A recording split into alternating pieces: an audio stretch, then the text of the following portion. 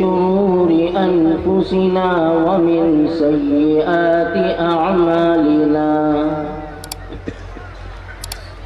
من يهده الله فلا مضل له ومن يضلله فلا هادي له ونشهد أن لا إله إلا الله وحده لا شريك له. میرے بزرگوں، میرے بھائیوں، بہت دیر سے آپ ہمارے مقررین حضرات کے بیانات اور نعت پڑھنے والے ہمارے عزیزوں سے ان کی پرشوق اچھی نعتیں سماعت فرما رہے ہیں. لیکن ایک بات میں بڑی صفائی کے ساتھ آپ کے سامنے عرض کر دوں کہ مجھے تقریر کا کبھی شوق نہیں رہا. الحمدللہ میں گھنٹوں گھنٹوں بول سکتا ہوں، لیکن شوق نہیں ہے. مجھے افسوس یہ ہے کہ مدرسے کی طرف سے اتنا اہتمام کیا گیا ہے اس جلسے کا، منتظمین نے، یہاں کے اساتذہ نے، علاقے کے لوگوں نے آج کے دن کے لیے رات و دن ایک کیے ہوں گے، اس کا مجھے اندازہ ہے. لیکن جتنا مجمع میری نگاہ کے سامنے ہے، میں سمجھتا ہوں کہ اس سے بڑا وہ مجمع ہے جو کھانوں پر مڈلا رہا ہے، جو دکانوں پر چائے پی رہا ہے، جو غپ شپ میں لگا ہوا ہے. میرے عزیزوں، آپ کس لیے آئے ہو؟ 10 15 20 کلومیٹر کا سفر کر کے آئے ہو، جلسے کے نام پر آئے ہو، مدرسے کی نسبت پر آئے ہو، قرآن کی نسبت پر آئے ہو. ہم اپنے قرآن کے ساتھ تعلق، محبت، دین کی عظمت کا مظاہرہ اپنے ان کردار سے اسی انداز میں کریں گے تو پھر مجھے کہنے دیجئے کہ مسلمان جو آج کثرت تعداد کے باوجود تاش کے پتوں کی طرح بکھرا ہوا ہے، اور ان کا یہ بکھرنا اور ان کا یہ انتشار اور دین سے بے رغبتی اور بے اعتنائی، آج اس نے ہمیں اس منزل تک پہنچا دیا ہے کہ کچھ کہنے کی بات نہیں ہے کہ ہم آج اقوام عالم کے سامنے، دنیا کی طاقتوں کے سامنے ہماری حیثیت ایک فٹ بال کی سی رہ گئی ہے کہ ایک کھیلنے والا ایک کک ادھر سے مارتا ہے تو بال چھٹک کے ادھر جاتا ہے، اور ادھر سے کک ماری جاتی ہے تو بال چھٹک کے ادھر آتا ہے. آج امت مسلمہ اقوام عالم کے سامنے بازیچے اطفال اور کھلونا بنی ہوئی ہے. اس کا سبب صرف یہ نہیں ہے کہ ہمارا دشمن ہم سے دشمنی کر رہا ہے، اس کا سبب ہم خود ہیں. اور شاعر نے بڑی اچھی بات کہی ہے، بہت اچھی بات کہی ہے کہ سبب کچھ اور ہے تو جس کو خود سمجھتا ہے. سبب دوسروں پر الزام رکھ کر کے اور دوسروں کو کوس کر اپنے خود سے مطمئن ہو جائیں. میرے عزیزوں، آج مسلمانوں کا کردار، مسلمانوں کی زندگی، ان کے روز و شب، ان کی معاملات، ان کی دیانت، ان کی صداقت، ان کی عدالت اور وہ اسلامی شان اور وہ محمد الرسول اللہ صلی اللہ علیہ وسلم کی مبارک زندگی کہ جس کا نمونہ مسلمانوں کو ہونا چاہیے تھا، ہم نے اپنے لباس سے محمد الرسول اللہ کے لباس کو پھینک دیا. اپنی شکلوں سے محمد الرسول اللہ کی شکلیں نوچ نوچ کر کھرچ کھرچ کر پھینک دی. ہماری زبان پر جھوٹ، ہمارے وعدوں کے اندر بے بدعہدی اور عدم وفائی، یہ سب آج ہماری زندگی کا حصہ بن گیا.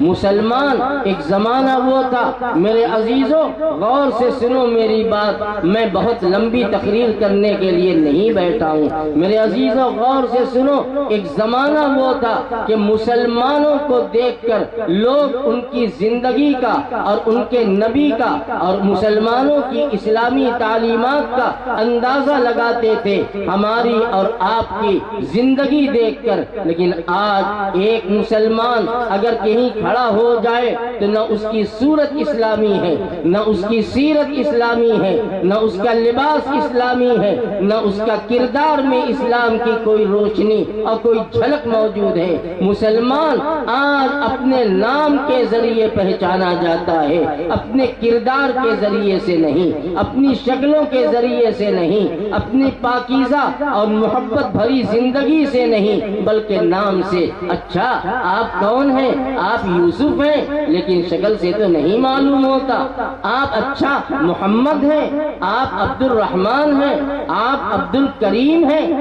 کیوں ہم اپنے ناموں سے پہچانے جاتے ہیں؟ اپنی شکلوں سے، اپنے لباس سے، اپنے پیار و محبت بھری ہوئی زبان سے، اپنے بلند اخلاق کے ذریعے کیوں نہیں پہچانے جاتے؟ میرے بھائیوں، اس جلسے کو میں رسمی جلسہ نہیں بنانا چاہتا، میں آپ کے دل کو جھنجھوڑنا چاہتا ہوں۔ آپ کے اندر اسلام کی وہ آگ اور وہ چنگاری، جو ایسی چنگاری جو شعلہ جوالہ بن جائے اور اقوام عالم کے سامنے آپ اپنے کردار و عمل کے ذریعے بتا دیں کہ مسلمان وہ نہیں ہے کہ جو کسی کے پر ظلم کرے، کسی کو ستائے، کسی کو برا کہے، کسی کی غیبت کرے، کسی کی چغلی کرے، کسی پر بہتان باندھے، کسی کی دل آزاری کرے۔ مسلمان کی یہ شان نہیں، ہماری شان تو یہ ہے کہ ہم ٹوٹے دلوں کو جوڑا کرتے ہیں، ہم زخمی دلوں پر مرہم رکھا کرتے ہیں، ہم شکستہ پا کو تاب و توانائی دیتے ہیں، ان کو چلنے کی نہیں، ان کو دوڑنے کی اور ان کو لپکنے کی قوت دیتے ہیں۔ یہ ہماری اور آپ کی تاریخ رہی ہے اور آپ کے بزرگوں کی تاریخ رہی ہے۔ آپ اس سیرت کو اپنائیے۔ آپ قرآن کے موضوع پر بہت دیر سے سن رہے ہیں اور ابھی اور سنیں گے، لیکن میں چاہتا ہوں کہ میں آپ کے سامنے کچھ ایسی باتیں بیان کروں قرآن کی، حالانکہ میں نے جو قرآن کریم کی آیت پڑھی ہے وہ اسی موضوع سے متعلق ہے، لیکن میں آپ سے یہ کہنا چاہتا ہوں کہ اگر آپ آئے ہیں تو خالی ہاتھ آئے ہیں تو اپنے دامن مراد کو بھر کر جائیے، کچھ لے کر جائیے، کچھ پیغام لے کر جائیے، کچھ فیصلہ کر کے لے کے جائیے کہ وَلَا تَمُوتُنَّ إِلَّا وَأَنْتُمْ مُسْلِمُونَ۔ ہمارا جینا، ہمارا مرنا، ہماری نمازیں، ہماری عبادت، ہمارے اعمال، یہ سب اللہ کے لیے ہیں۔ ہم جئیں گے تو اسلام پر جئیں گے، مریں گے تو اسلام پہ مریں گے۔ ہم اسلام کو اور دین کو اور شریعت مصطفی کو اپنی زندگی کا ایسا جزو لا ینفک بنائیں گے کہ ہم اس سے جڑے رہیں گے، چاہے دنیا ہمیں کچھ کہتی رہے، چاہے ہمیں کٹ ملا ہونے کا تانا دیا جائے، چاہے ہمیں فنڈامنٹلسٹ، بنیاد پرست اور پرانے خیال ہونے کا نعرہ دیا جائے، ہمیں اس کی پرواہ نہیں ہے۔ ہمارا پیغام یہ ہے کہ پیش نظر ہے نقش کفے پائے مصطفیٰ، پیش نظر ہے نقش کفے پائے مصطفیٰ، چلتا نہیں میں وقت کی رفتار دیکھ کر۔ دنیا کیا کہے گی، دنیا کیا سوچے گی، دنیا کیا سمجھے گی، وہ سمجھتے رہیں، لیکن ہم کیا ہیں؟ ہم محمد الرسول اللہ کے غلام ہیں، ہم محمد الرسول اللہ کی امت ہیں، ہم اس خیر نبی کی وہ خیر امت ہیں کہ ہمارا نبی بھی آخری نبی ہے، یہ امت بھی آخری نبی ہے۔ اب اس امت کے بعد نہ کوئی نبی آئے گا، نہ کوئی امت آئے گی۔ اگر اب اس امت کے بعد اور اس نبی کے بعد اگر کوئی چیز آئے گی تو وہ قیامت ہوگی اور کچھ نہیں آئے گا، قیامت آئے گی۔ میرے بھائیوں، اللہ کا کلام، اس کا تقدس، اس کی عظمت، اس کی پاکیزگی، اس کے اجر و ثواب، اس کی نورانیت، اس کی حقانیت 100% بجا ہے۔ اس میں کوئی شبہ نہیں ہے۔ اس قرآن نے دنیا کی بڑی بڑی طاقتوں کو اور دنیا کے بڑے بڑے سورماؤں کو بھلا میں بیدام بنا دیا ہے۔ اسی قرآن کی آیت نے لوگوں کے دلوں کے اندر انقلاب برپا کیا اور زیر و زبر کر دیا۔ میں صرف ایک واقعہ آپ کو سناؤں گا اور آپ سے اجازت مانگوں گا۔ آپ نے اور ہر مسلمان نے ایک نام سنا ہوگا، امیر المؤمنین حضرت عمر ابن خطاب رضی اللہ عنہ۔ سنا ہے کہ نہیں سنا ہے؟ حضرت عمر ابن خطاب رضی اللہ تعالیٰ عنہ کا نام سنا ہوگا۔ کیسے صحابی ہیں، خلیفہ دوم ہیں، ان کا مقام اللہ کے نزدیک، اللہ کے پیغمبر کے نزدیک کیا ہے؟ رسول اکرم صلی اللہ تعالی علیہ وسلم فرماتے ہیں کہ لو کان بعدی نبی لکان عمر، اگر میرے بعد اللہ نبوت کا سلسلہ باقی رکھتا اور نبی ہونے کا سلسلہ جاری رکھتا تو میری امت میں عمر اس شان کے آدمی ہیں کہ وہ نبی بن سکتے ہیں، لیکن نبوت ختم۔